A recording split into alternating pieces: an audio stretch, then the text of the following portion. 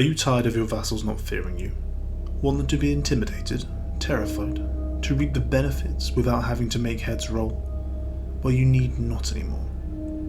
By abusing cultures and traditions, we can socially condition our people with the desired placid traits, to create an underclass that we can control with ease.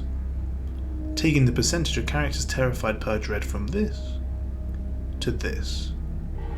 Join me as you make a compliant people for your heir and descendants to rule for generations to come.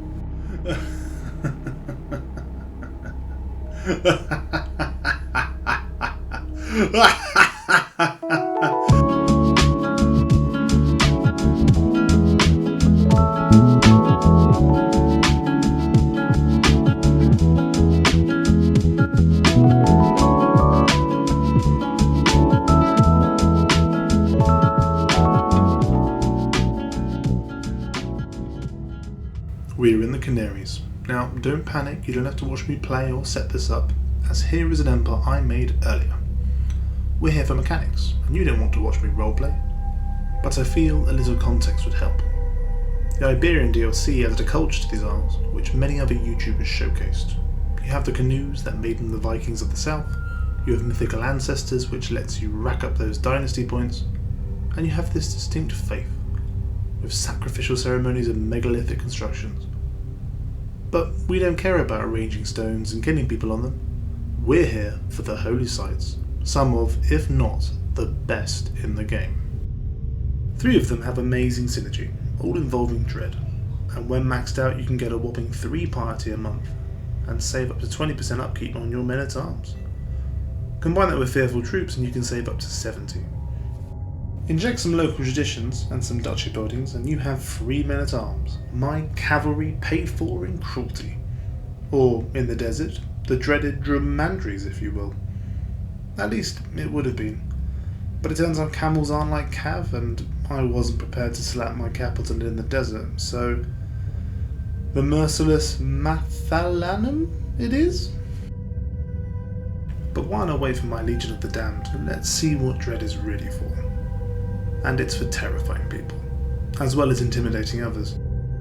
And if someone is either, they are more likely to accept a diplomatic action, overcoming negative opinion penalties. Which is useful considering my playstyle. Get the Last Intrigue Dynasty perk and all your acceptance boosts double, so they really can't say no. Also, there is a fear tax. You can either get it from the Intimidation focus or the 4th Dynasty perk, for a total of 50% extra tax. Very useful for fleecing vassals. Hang on a minute, I'm a complete monster, and this person isn't even quaking in their boots.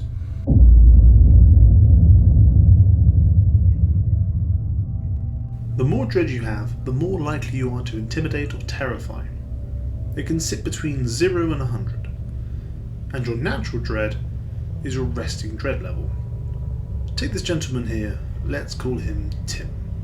If Tim is arbitrary, he would have a natural dread of 15, meaning that his dread, if below 15, would grow, and if above, would decay towards this value. If Tim was a wrathful, arbitrary, sadistic, one-eyed, scaly, albino cannibal, his natural dread would exceed 100, meaning his dread would go towards 100. The final attribute, Boldness, is used alongside dread to calculate if someone is either intimidated or terrified.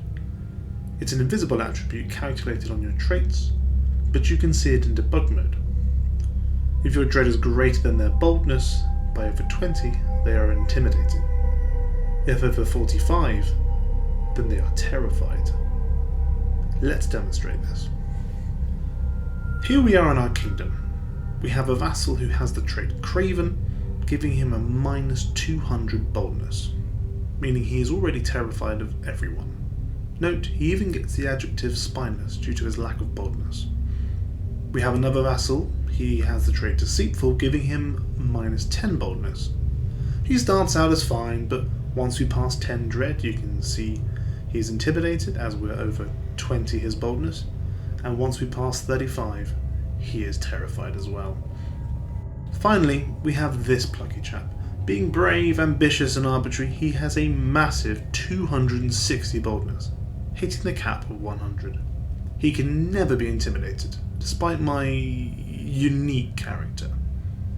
In fact, anybody with a boldness of 55 can never be terrified, and with a boldness of 80 can never be intimidated. You should know that boldness is only calculated for the AI, and that, as we already know, the boldness of the player character is dictated by how much money they have to spend on mercenaries when everything inevitably blows up in their face. And with that, your ability to scare your vassals is at the mercy of RNG. Pot luck. Or is it?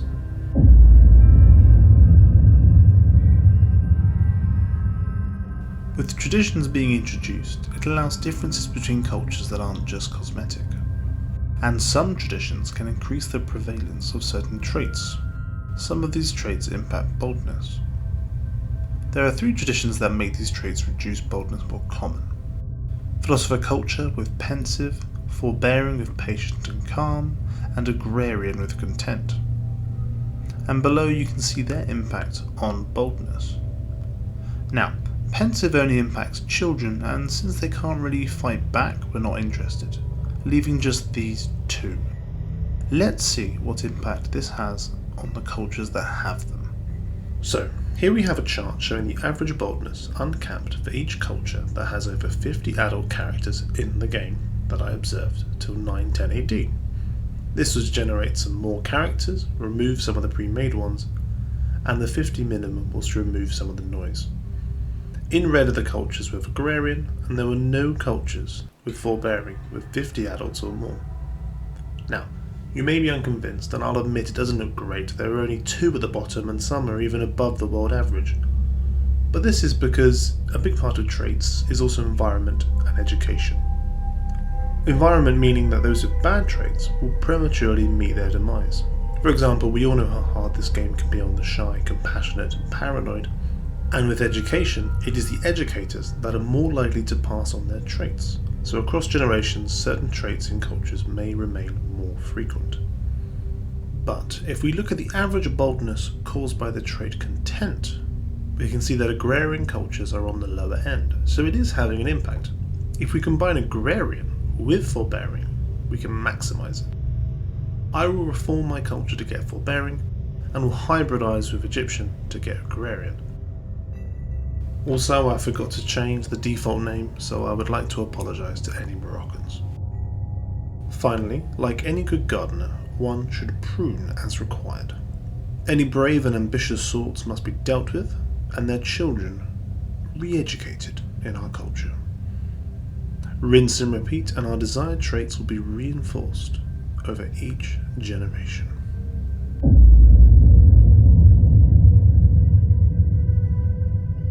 And here we are, the peak of my empire, a realm, dynasty and people forged in terror. This isn't absolute authority, this is absolute authority. There is not one vassal who isn't terrified. So how are we making the most of it? Well, we have our light cav paid for in full by Dread. Cursing over here, it seems to be we're still paying for it, but over here it seems to be free, so I presume this is a bug, but overall 70% off for 100 Dread isn't bad.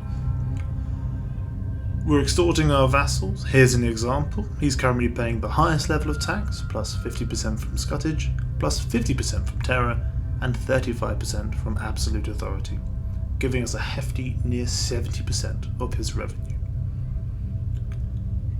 And to those who are saying, look, he needs the money to help build up his realm, otherwise you're not going to get much out of him. Look, I can always give it back for good behaviour. It's win-win. It's either money or opinion. Best make sure he's not going to spend it on troops first. And now, what you've been waiting for. Has my social conditioning worked? Well, let's see how our culture compares to everyone else's. I'm sure you're thrilled. It is time for more data visualization.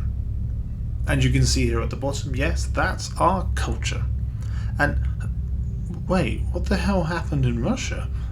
Sorry, focusing back on our success. This graph doesn't truly do justice in the damage we have done to our people. Instead, let's plot the percentage of people terrified and intimidated per dread. Here it is. Red is our culture and blue is the rest of the world. Dark shade is terrified and the lighter shade is intimidated. You can see for someone with no dread at all, a quarter of our people are already terrified and almost half are at least intimidated. This is fantastic for, say, your heir, as if they are unlanded before taking the throne, they will start with no dread at all. This means straight away 25% of vassals are going to stay away from factions. Immediately your coffers are going to get a boost.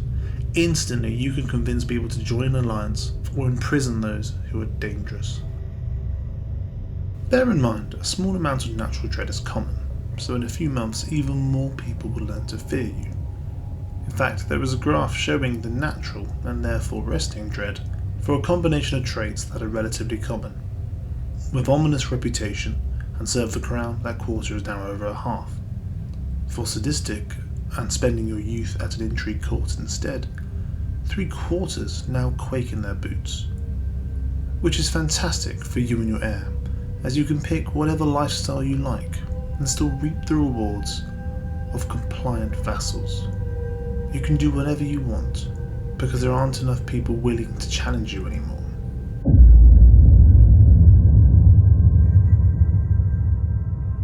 Is this the worst thing you can do in Crusader Kings? Worryingly, no. Is this the most insidious thing you can do? Maybe. Never have I educated and conditioned an entire population into submission. It's rather strange, as it feels like Crusader Kings speaks to parenting. You worry about your child's health, their education, who they spend time with, and ultimately, how well they're going to do once you're no longer there. It seems in this case, I may have taken it a little too far. Because in the Maghreb, children are taught to be calm, patient, and above all content. Or otherwise, I'll send in the camels.